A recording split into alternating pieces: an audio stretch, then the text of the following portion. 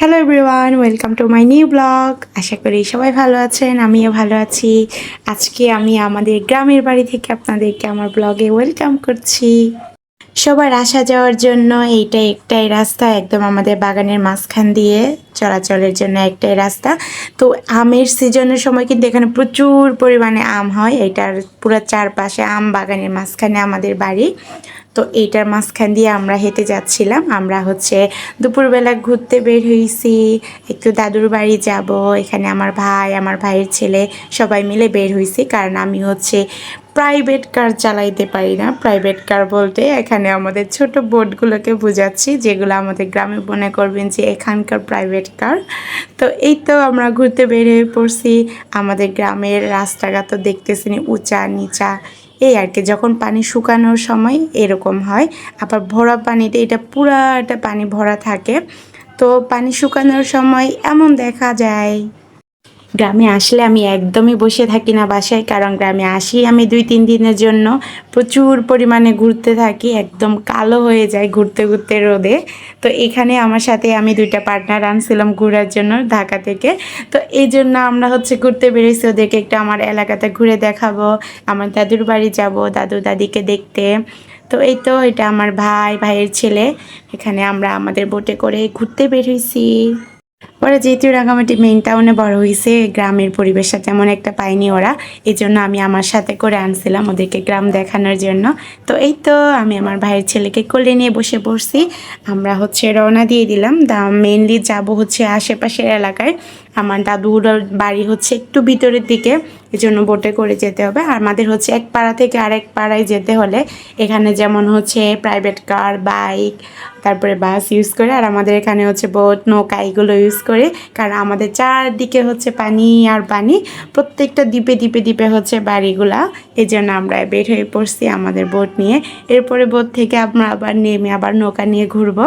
যেহেতু নৌকা চালাইতে পারি আমি, এই জন্য আমি যখন গ্রামে যাই অবশ্যই নৌকা চালাই, যাতে আমি ভুলে না যাই নৌকা চালানো। আমি গ্রামে আসলে আমার ভাই আমাকে এভাবে ঘুরে ঘুরে দেখায়। আর এখন তো আমার ভাইয়ের ছেলেও বড় হয়ে গেছে, এখন ও আমাকে সুন্দর করে ঘুরাইতে পারে।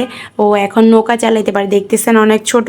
ও কিন্তু সুন্দর করে নিজে নৌকা চালিয়ে প্রাইভেটে যায়, স্কুলে যায়। তো অনেক বড় হয়ে গেছে মনে করেন। তো সুন্দর মতো ঘুরতে পারি, এখন আমার সাথে সাথে ঘুরতে পারে, ঘোরার পার্টনার হয়ে গেছে, একটু বড় হয়ে গেছে আমার বাবাইটা। তো এই তো আমরা এসে পড়লাম। এটা আমাদের গ্রামের দোকান। তো দোকান বলবো না, এটা একটা মেইনলি ছোট একটা বাজার। এখানে আমাদের প্রত্যেক সপ্তাহে বাজার বসে। তো আমি আমার 2টা পার্টনারকে একটু আমাদের এলাকাটা ঘুরে দেখাচ্ছিলাম। এটা বাজারের পিছনের সাইড। এটা পুরা এলাকাটাতে বাড়ি আছে, কিন্তু বিভিন্ন গাছপালার জন্য হয়তো দেখা যায় না। কিন্তু এটা প্রত্যেকের এক একজনের বাগান। তো আমি আমাদের এখানে পুরো প্রত্যেকটা জায়গা কিন্তু খালি থাকে না, কোনো না কোনো ফলের গাছ লাগানোই থাকে। তো এটা একটা পুরা কাঁঠাল বাগান, তারপরে আম বাগান। তো এখানে দেখেন আমরা ঘুরতেছি, মজা করতেছি। একটা রিলসের পিছনে দেখেন কত কষ্ট করতে হয়। একজন দৌড় দিচ্ছে, আরেকজন তার পিছনে পিছনে দৌড় দিচ্ছে। তো এখানে আমরা অনেক হাসাহাসি করতেছিলাম, মজা করতেছিলাম। আমরা একসাথে থাকলে যা হয় আর কি, তাও আবার এই সুন্দর একটা পরিবেশে। তো একটু আমরা দুষ্টামি করতেছিলাম, ছবি তুললাম, ভিডিও করলাম। তারপরে আমরা আবার নৌকা নিয়ে রওনা দিলাম, আমার দাদুর বাড়ি যাব। দাদুর বাড়ি যেহেতু একটু ভিতরের দিকে, তো ওদেরকে যাওয়ার সময় একটু নৌকায়ও ঘুরাবো, আশেপাশের আশেপাশের এলাকাতে একটু ঘুরে দেখাবো। মানে দাদুর বাড়ি যাইতে যাইতে যা দেখা যায় এই আর কি, তেমন একটা দূরে যাব না। তেমন আমিও একা একা ঘুরি না, তো এই জন্য আমারও অভ্যাস নাই বা কারোর ওখানে যাওয়ার। আর আমার একটাই ফুপি, আর ফুপির বাড়ি আরও অনেক ভিতরে। তো ওইদিকে নৌকা নিয়ে এখন যাওয়া সম্ভব না, যেহেতু পানি কমে গেছে। এই জন্য আমরা শুধু দাদুর বাড়ি যাব। তো দাদুর এখানেই যাচ্ছিলাম। আমি সুন্দর মতো কিন্তু নৌকা চালাইতে পারি। তো আমি নৌকা চালাইতেছিলাম, ওরা দেখতেছিল, ভিডিও করতেছিল। মজাই লাগে কিন্তু নৌকা চালাইতে। আমি গ্রামে আসলে এটা কখনোই মিস করি না, সব সময় আমি নৌকা চালাই। তো ওখান থেকে 20 মিনিট 20-25 মিনিটের মতো যেহেতু আমরা ঘুরে ঘুরে আসছি, একটু ছবি তুলছি, ভিডিও করছি, থামছি, এমন করতে করতে 15-20 মিনিটের উপরে হয়ে গেছে। ফাইনালি আমরা এসে ঘাটে পৌঁছালাম, নামলাম। নামার পরেই দেখি এখানে ওরা সুন্দর ভিউ পাইছে, তো ছবি তুলবে, ভিডিও করবে, তার জন্য দাঁড়িয়ে পড়লাম। এই যে একজন ক্যামেরাম্যান আর একজন পোজ দিচ্ছে। তারপরে এই যে দেখেন কি সুন্দর ভিডিও হয়েছে, অনেক সুন্দর সুন্দর ভিডিও নিয়েছি, ছবি নিয়েছি আমরা। তারপরে এইগুলো অনেক দুষ্টামি করতেছিলাম, পরে পুরো ভিজে গেছে আরেকজন। তারপরে আবার এই তো দাদুর বাড়ি যেহেতু আসছি, দাদুর ওখানেই যাইতেছি। দাদি ছিল না, দাদি অসুস্থ ছিল দেখে দাদি হচ্ছে রাঙামাটি মেইন টাউনে গেছিলো। তো ওই আমরা তো আসি হচ্ছে 2-3 দিনের জন্য, এই জন্য হচ্ছে দাদি তখন রাঙামাটি মেইন টাউনে ছিল আর শুধু বাড়িতে ছিল দাদু। তো এই তো ওইটা, এই যে সামনে যেটা দেখতে পাচ্ছেন ওই যে ওইটা হচ্ছে আমার দাদুর বাড়ি।